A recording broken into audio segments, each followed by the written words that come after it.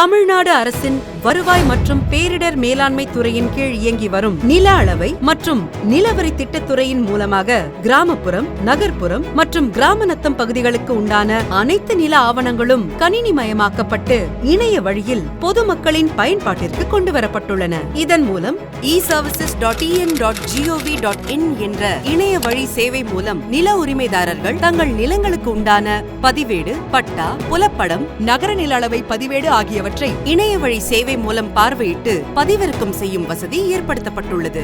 2023-2024 ஆண்டிற்கான மானிய கோரிக்கையின் போது இடம் சார்ந்த நில ஆவணங்களின் விவரங்களை அறிவதற்குரிய புதிய செயலி உருவாக்கப்படும் என்ற அறிவிப்பு சட்டப்பேரவையில் மாண்புமிகு வருவாய் மற்றும் பேரிடர் மேலாண்மை துறை அமைச்சர் அவர்களால் வெளியிடப்பட்டது.